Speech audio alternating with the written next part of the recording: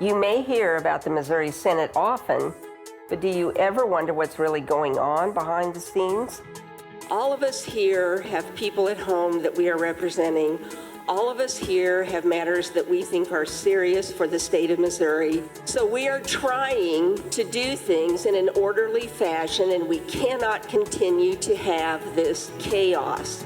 I'm Senate Majority Leader Cindy O'Laughlin, and I'm here to give you that honest view of Missouri politics.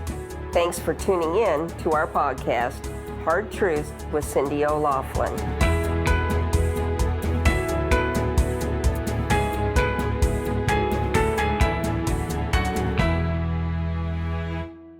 Good afternoon. This is Hard Truth with Cindy O'Laughlin. Each week I come to you with this podcast to give you an idea of what is happening in the Missouri Senate. And this week was a big week. We did pass an education choice bill, and I wanted to give you a few details about that. So included in the bill is an expansion of education savings accounts. Those ESAs, as we call them, are funded by private contributions, and families are able to apply to receive what we call an ESA, which in the next year I think will total about $7,200 per student, so that student can then pay tuition at whatever school they choose. So it can be a Christian school, it can be a different public school than the one they reside currently in. It can be a homeschool parent wanting to use part of that money to provide resources for their children. So education, as you know, is kind of a controversial topic. And I think that having been the chairman of education in the Senate and visiting over 30 schools, I do see the need for parents to have the ability to send their child somewhere that best fits their needs. So we kind of started down this road last year, and this year we have expanded on it. Included in the bill also is money for additional pay for teachers, additional reimbursement for regular public schools that go 5 days a week, and various other measures that I think will help our public school system to be even better than they are now. But I want you to know that I have always been an advocate of choice for parents and their children in the education system.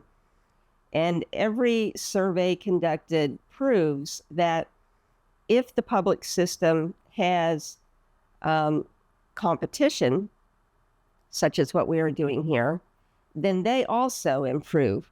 The way it currently stands, there's very little choice open for parents, and public schools can pretty much do whatever they want. So just as you would in anything that you might purchase, you look around and you find what's best for you and your family. And I wanted to introduce a special guest that I have on today. That would be Representative Marlene Terry. And she is from North County in St. Louis. She is a representative in the House of Representatives here in Missouri. And she came to visit me to give me her personal story about why she thinks choice is important. So first of all, I want to welcome you to the show. Thank you. Thank you so much. And I wanted her to tell her story. Well, I appreciate that. And I could tell you it started by me reading your stories, which I do often, that you put out. And so I became a fan of yours and admire you for the work that you do in education. I came over to talk to you because I felt like both of us feeling the same that we do about children, and that parents should have choices, that we needed to have a conversation.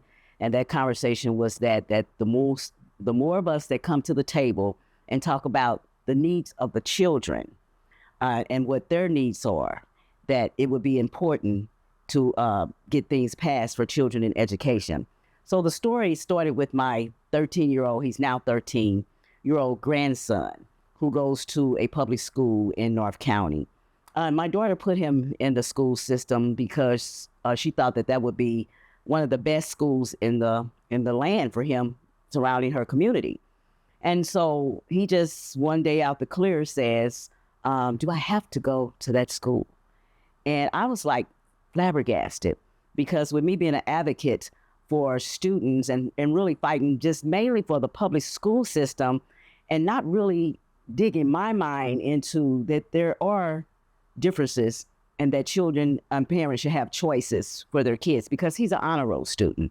And so we very much want him to continue, with his education and grow. And so I started really listening to what he was saying and the reasons why he was giving that he was saying it. He didn't like the school. He did not like the atmosphere. It wasn't a conducive learning environment for him. He asks us a lot of questions, and he's been on the honor roll ever since he's been in school. And so disruption causes him to lose his concentration. Yeah. And so I started listening to him more and more. And so I was like, where would you like to go? Because he's a history buff, and he's also does a lot of research. He had researched his own schools, all the private schools that he could possibly pick, Westminster, CBC, just some of the big schools. And we were like, oh my, well, we don't know if we can afford that. But, I told my daughter, with him being the type of student that he was, I would give it my all. So what she did was she decided to apply, take him for visits to those schools. And she took him to probably about 5 different schools. And even she was astonished at some of the things that she saw and some of the things that were taught differently from what he's learning, now, that would help him to be better at what he wants to do. And so my daughter takes a lot of time with him. She takes him to Washington, D.C., all kind of history museums. But with him being interested already in certain things, she wanted him to be in an atmosphere that would fit his education, that would help him to grow into what he wanted to become. So we have began to listen to him and venture out to different schools. And he made a choice, and he has been accepted into one of those schools. So I am proud to know that he will be going to Westminster come next school session. And so it all started with him and me listening to him and me actually not even knowing, even with me being here, because there were many times I even discussed with you that when I was in committee, I was like, where's some of this stuff happening at? What school is that? Or you sure you're not talking about my school? And yes, we were talking about my school. And so I just felt that when you have choices, because children learn differently, and they have to be in different atmospheres, we need to start giving these opportunities a chance. And I am so grateful. I haven't read through the whole bill. It's very large, but I understand what's in there. And I've taken it home over the spring break, and I'm going to be going through it. And I'm pretty sure that it's in it, something in there for everybody. And so I'm just pleased. People need to acclimate themselves and educate themselves on actually what education has to offer, so that we can have better foundation for our kids in the future, because children are our future. So we have to make sure that we invest in them properly and let them lead to become better future Missourians. So I consider you a good friend, Yes. even though we haven't known each other very long. And I want to point out to people that I think they start out where you started from, which is, I think our schools are great. But not having been in them maybe for a long time, other than just for a brief visit, I don't think people understand what is going on in the school. Yes. And they don't go to other schools to compare what could be happening for their student. Yes. So, I'm grateful that you were willing to be on today. I'm very grateful for your friendship. I look forward to working with you to make school choice, available to everybody, because I think where students can thrive, then we have a lot better future. You're right about that. And I want to thank you for being on. And I want to thank you for watching Hard Truth with Cindy O'Loughlin.